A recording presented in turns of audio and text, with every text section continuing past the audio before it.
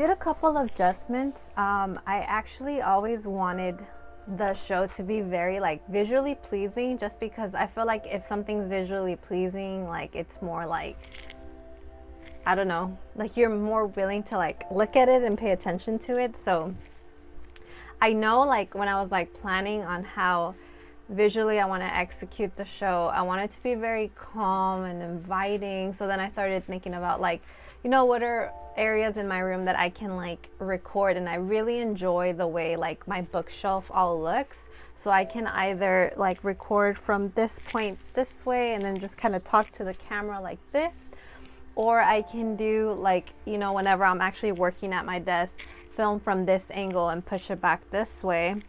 Or when I'm like having talking videos, because it's easier to have all the connection and the lights behind or in front of me, that I would be able to do a video where it's recording from this angle this way. And I think that's what I achieved here, which I think is quite nice. I started getting into video production. Well, let me show my interest in video production stems from the fact that I love cinema. Like, one of like my early exposures to like cinema and like how whimsical it is Benicio Del Toro. I remember he had like an exhibit. Fuck, I forgot the name of the museum, but for sure was in downtown LA. And he displayed all the stuff that he worked on, like Pan's Labyrinth. And I honestly really enjoy like looking at the production with like the costumes and the masks and like just everything it takes to make a film. And I also was very proud that he is of Spanish descent, which I was like, that's amazing that you pursue something that you're so passionate about no matter what, and like you're just like this renowned person in Hollywood. And I have always been like, something that I tell myself, because I feel like to get yourself out of imposter syndrome, I know I'm kind of trailing off of the original topic, but we'll go back to it. For me, the way I experience imposter syndrome is like, I don't feel like I'm good enough to do this thing, right? Or I get scared to pronounce like, I am a director, I am an artistic person, because sometimes the way life is you can't always be that person. And I feel like if I were to say like, I'm a director or I'm a videographer, like it's such a clear statement that the fact that like whenever you have off periods, or what I call chill periods, when you're not producing anything, to me it just doesn't feel like I am that label. Because I feel like when you are 100% in on like, I love filming or I love doing one thing, I honestly feel like you have to gun-ho it. But then at the same time, because like things turn into hobbies turn into obsessions. If you're brave enough to make it a career, like, kudos. But I'm in the halfway point where it's like, I have like a stable career that I am working towards, but then I also have this creative side that I enjoy, filming day-to-day videos, or filming like walking videos with my dog, or, just anything that I find amusing. I always really enjoy tapping into like TikTok and seeing aesthetic videos of like girls, starting their morning, having their cup of tea or whatever, or coffee, and then just like seeing it. And then like, I'm like, I want to do those videos, but like my setup is not all that pretty because like it's hard to keep a tight ship. So I don't know, but yes. So that was my influence of like, there's plenty of movies that I've seen throughout my whole entire life where I'm just like, wow, that's like so beautiful. Another inspiration too is I absolutely love, and I know like people are gonna be like, of course you love him. Oh my gosh, why am I blanking out? But the guy, Quentin Tarantino, I like his style of storytelling, because it's very like the way he gets you to like, oh, that makes sense, where he like jumps and shows you snippets of like, these people or these characters doing their thing, and how you're like, he speeds through the point where it's like, okay, that information now, where it's like, oh, and it all makes sense at the end, where it usually finishes like in an end game where everything just kind of like, explodes in your face, and like you're just like so drawn to it. That's why I really enjoyed watching Bullet Train. I think he film that. But it's like you can't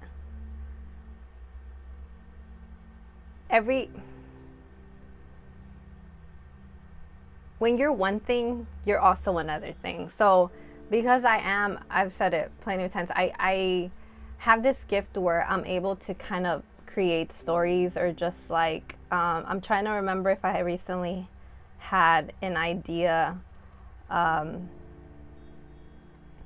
blanking out here, but I'm constantly just like going about like doing things. I'm always in my head, like I'm always like, I think it's because I always try to, sorry, I always try to find a way of like escaping, that I'm just like, yeah, this life is pretty fucking boring. But you know what's not boring? This story about a girl, how she would do, I don't know, whippets in her car. She had like this rundown Honda Civic, and you know, she got really good at like street racing, and you know, now she's like competing in somewhere, and she's from the hood, you know, she grew up in Compton, and she's like trying to win this prize money to do whatever XYZ. So I get those moments where I'm just like inspired by something, and I'm like, that would be amazing if it was a movie. And it's just like, it sucks thinking that like, you know, all these ideas just live in my head. So that's why I just started like committing so much to like my content creation, because I just feel like it's an extension of me. It's an extension of this brain. It's an extension of the very essence that I am, and the things that you can provide for people. And I remember having this thought when I was in the shower, where it's like, you know, we've seen a rise in like motivational speakers and like life coaches and all that. And I asked myself, I was like, do I have anything to offer? You know, like, do I have any wisdom that's like valuable to anybody? And I honestly told myself, I was like, I don't feel like I suffered enough, or I don't feel like I have anything worth mentioning other than like, you know, power through, you got this. And it's so hard for me to like motivate people. And sometimes like, I feel like when people want to connect with you, they want to tell you things that are like horrendous in their life that happens. And our automatic response is to like relieve that pain, to be like, oh, it's going to be better, or oh, it's going to work out in the end, or just offer some type of like vocal bandage. And I remember reading somewhere about this woman, like in her probably mid 40s, that was going through brain cancer. And she was saying how odd it is to tell people that you have cancer, because they automatically say like, oh, I'm sorry. And it's like, sometimes you're just like, I don't want to hear like a repeated thing. I just want you to understand that yes, it's a horrible situation, but I don't need the comforting, or I don't need somebody's pity or their sympathy. I just want to know, or have people say like, like a genuine thing would be like your mind will be like, damn, that fucking sucks, bro. You can like literally die. Like, you're basically telling me that you have a chance of dying. And I think, I don't know if we're just conditioned to be sensitive about these things, especially like, you know, I work in healthcare. Like you deal with people that have these ongoing issues, and it does, like, whenever you see that they're getting worse and not getting better, it's like, what was the reason why I brought that up? Oh, just like being genuine and not having to pretend that like, you know, everything that people tell you, or sensitive topics, that you always have to like offer some condolences. And sometimes it's just like, hey, I'm here with you.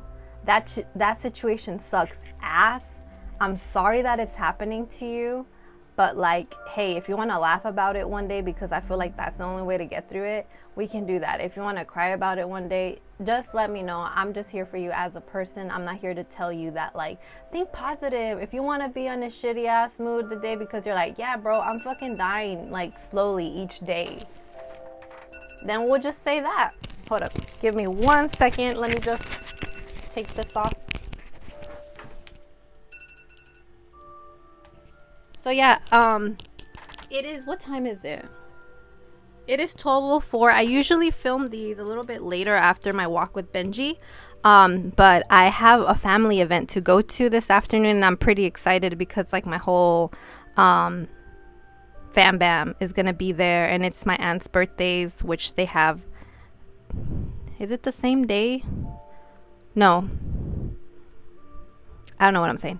But anyways, yeah, so I have a family event to go to, so I had to film this ahead of time. And yeah, thank you for like staying here and listening to my rambling. I don't think it all makes sense, but if it does, even if it's just like maybe 30 seconds of my rant, like, you know, take it and run with it. So yeah, have a happy Sunday, and I'll see you in the next episode, which would be the 4th episode. Bye.